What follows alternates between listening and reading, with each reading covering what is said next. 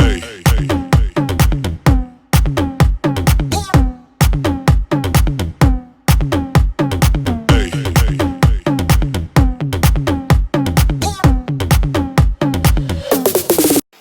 guys, nandito ako para ituro sa inyo kung paano makakuha ng sound effects to other apps to KineMaster or KineMaster, punyeta kahit ano dun. No! God, please, no! No!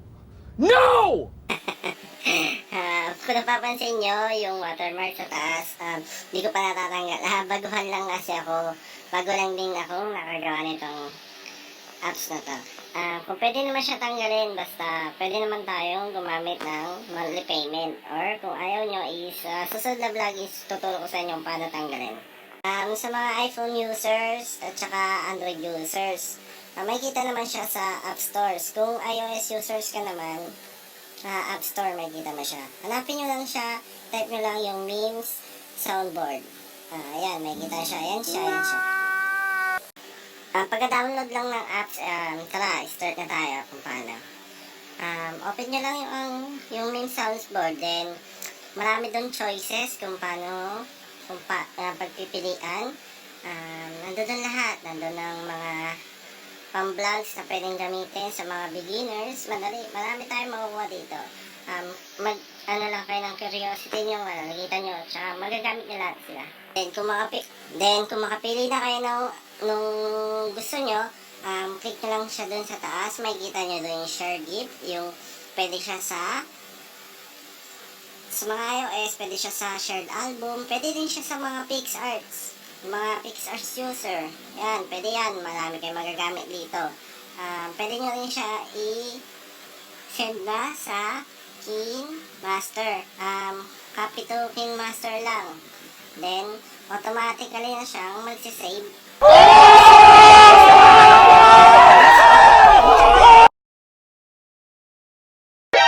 お前はもう死んでいる。何? Ayan yung mga samples na mga napinik ko rin na mga sound effects. Narinig nyo naman siguro kung ano yung mga madalas nagagamit sa mga vlogs, di ba? Siya yung pinatagdag ko rin. Yan, marami kayong pwedeng pagpilian talaga dyan. Maraming categories yan. Kayo nang bahala kung ano gusto nyo gamitin sa vlogs nyo.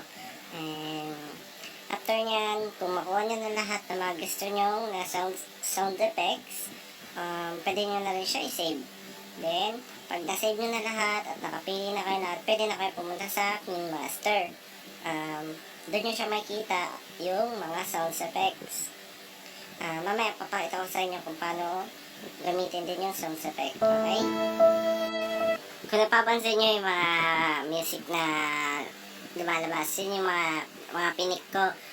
Pinarinig ko lang din sa inyo para malaman nyo yung iba. Okay? Ayan, kung mapapansin nyo, ang dami niyang categories. May favorites dyan. May mga favorites din ako ng mga pinili. Pero, yan. Nakikita nyo, others. Pipili lang ako ng mga pwede kong gamitin mamaya. Marami kasi siya eh. Kaya mahirapan ka rin mamili. Kaya, ayan. Marami siyang categories. Ikaw ang mamimili kung anong gusto mo. May mga hindi pa naka-unlock dyan yun. Hindi ko lang alam kung paano yun. Ayan, dahil nakakapili-pili na rin naman ako ng mga iba na pwedeng gamitin doon sa pampapractice ko at papakita sa inyo kung paano mag-i-start na tayo. Okay? Sige. Start na tayo sa pag-edit. Beginner lang ako pero papakita ko lang sa inyo kung paano. Kung saan siya magamit. Ayan. Click yung photos, pili kayo ng background. Pinili kong background yung kulay itim. Ayan. Then, layers. Then, yung media. And, ito yung mga videos ko. Pero, tagalin na natin is, ito tayo sa mga photos. Ayan, nakikita nyo, ang dami. Ang dami picture namin ng girlfriend ko. Ayan, ang gagawa muna ako ng layer about sa umpisa ng YouTube. Ayan. Higdian natin para hindi siya masyadong matagal. Ayan. Nakikita nyo YouTube.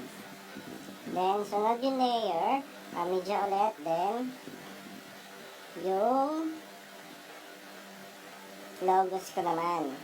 Yan. Simple na yung logos ko. Wala naman kakaiba dyan. Yan. Ganyan lang yung logos. Then, dikit mo lang siya. Then, yan. Media ulit. Then, isa pa. Kung gusto mo ng subscribers, like, or share something, yan, meron din yun. Yan. Dugtong mo lang siya. Yan. Kung paano siya ginagawa. Then, after nyan, bawas-bawasan mo rin para hindi siya mahaba sa videos. Kasi minsan sa sobrang haba nun, nakakainip. Dahil nakikita mo lang ang YouTube, mahaba ng YouTube yan. Yan, binabawasan ko. Naayos din natin para maganda yung synchronize itong features. Then, susunod ko na yung audio. Yan, kung makikita nyo yung internal, click nyo yung internal. Nag-battery low pa ako. Internal. Yan, nandiyan yung mga dinownload ko lahat. Ayan. Ang ginamit ko yun yung yay.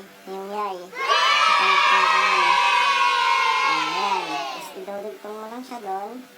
Pag dinay mo na yan, automatically na may papalakpak. Ganun lang siya kasimple guys. Wala tayong dyan. Good luck sa lahat ng mga beginners na vloggers. Galingan nyo. Malay nyo. Isa sa inyo sumikat din. Sana ako din sumikat. Di ba? Hindi masamang maharap. Then, good luck guys. Kaya yan. Kapit lang.